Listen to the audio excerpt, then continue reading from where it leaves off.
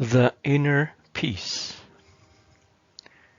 The inherent characteristics of the inner peace and the human being are very different from the wobbling peace that exists on our planet. It is very revealing that Jesus of Nazareth claimed to have a peace that was not like what this world gives, and that he could give it to others as a life-giving energy that was part of his inner being. When he said, "Peace I leave, my peace I give you, I do not give it to you as the world gives it."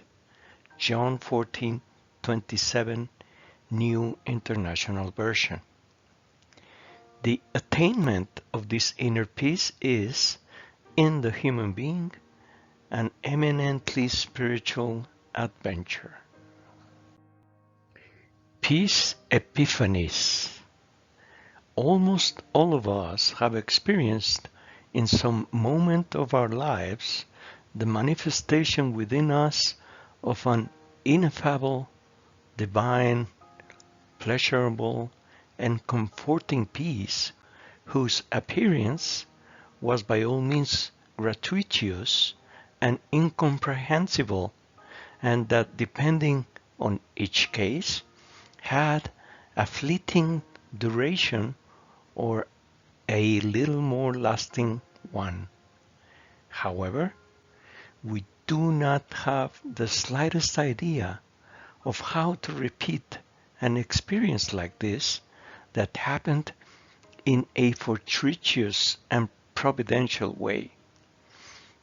Our Creator gives us these short epiphanies to show us the way back to our natural state. In his letter to the Philippians 4:7, the Apostle Paul of Tarsus affirmed that the peace of God surpasses all understanding. New International Version.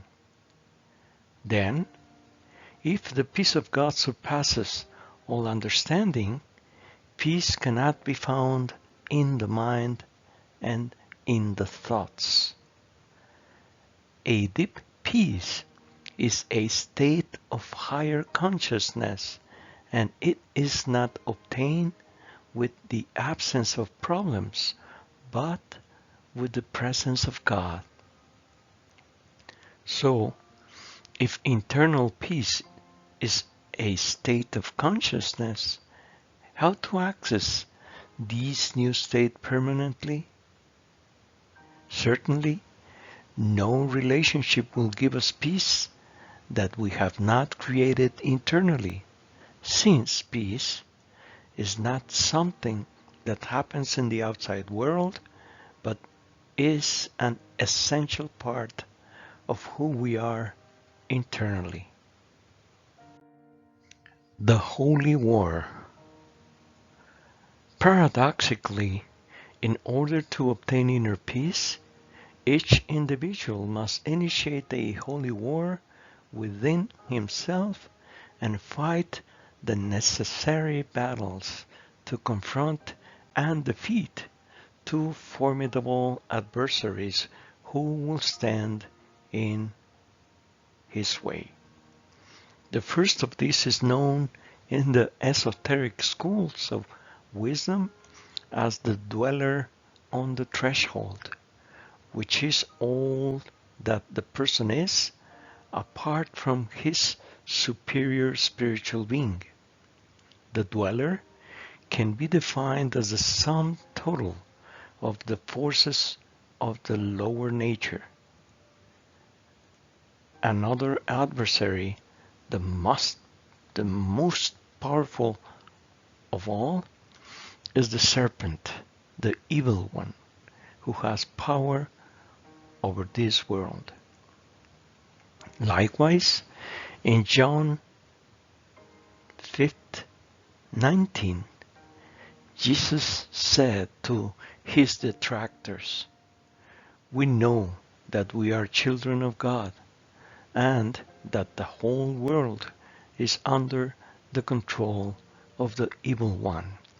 New International Version. These are our adversaries, one who is part of us and the other who controls this world. The golden rule of inner peace. Do not do unto others as you would not want others to do unto you.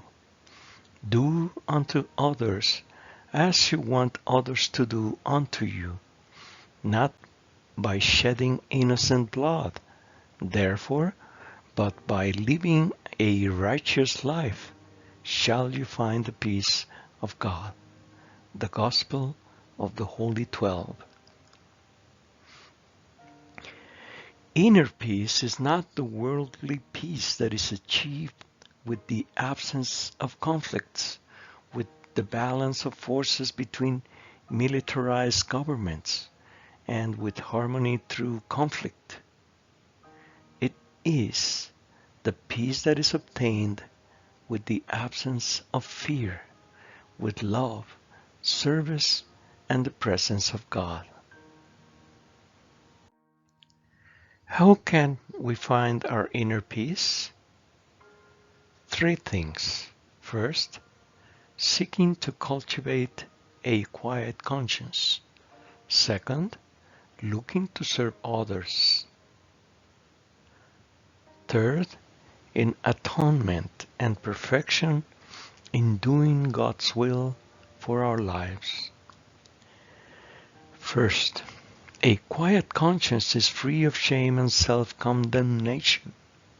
The inner peace is the deep calm that comes to us when we're able to disconnect from ourselves and from our thoughts. Peace comes from within. Peace does not mean being in a place where there is no noise or problems or hard work. It means to be in the midst of those things and still be calm in your heart. And this happens only through an inflexible attempt and a sustained effort that gradually dominate our ego enraptured in the identification with material forms and addiction to sensory perceptions. As the person tames his ego and his rationality, he begins to perceive in a subtle way the divine presence with him in a non-rational and silent way. Second, living to help others is one of the most effective tools to graze the impetuous horses of the ego and forget about one's own problems.